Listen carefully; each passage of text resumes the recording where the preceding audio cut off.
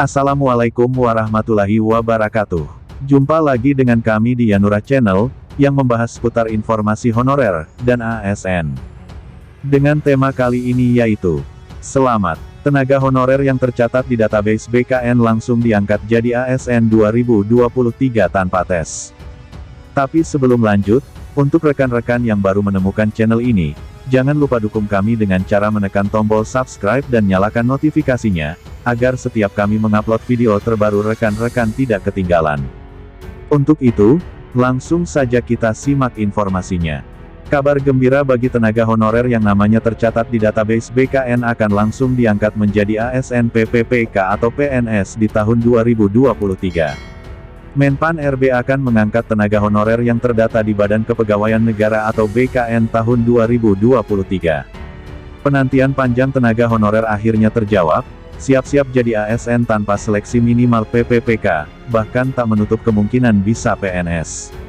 Lantas kapan pengangkatan PPPK atau PNS tahun 2023 ini? Terdapat beberapa syarat yang perlu disiapkan agar bisa diangkat menjadi PPPK atau PNS tahun 2023.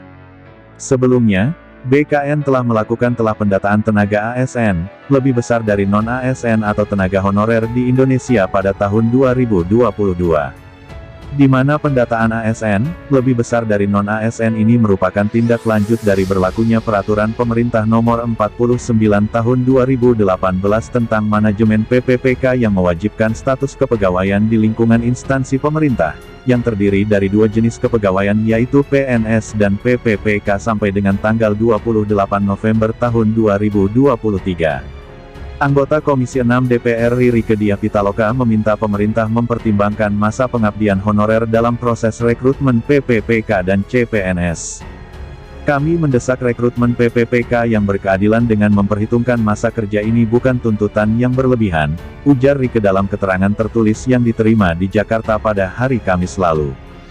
Menurutnya jika hanya mengacu pada Undang-Undang Nomor 5 Tahun 2014 tentang Aparatur Sipil Negara atau ASN, batas usia bagi pendaftar dalam Sistem Penerimaan Calon Pegawai Negeri Sipil atau CPNS maksimal 35 tahun.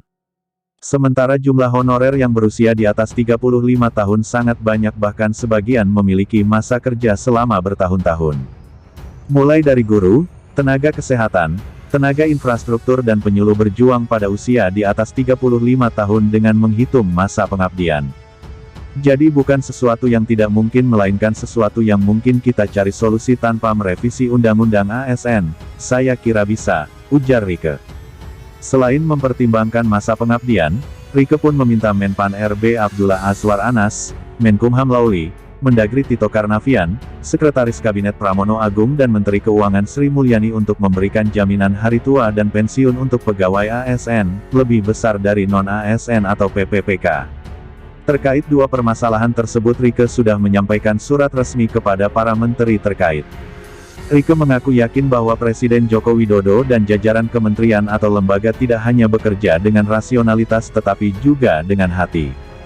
Sebelumnya Rieke telah menemui Menteri Anas untuk membicarakan nasib para tenaga honorer dan PPPK.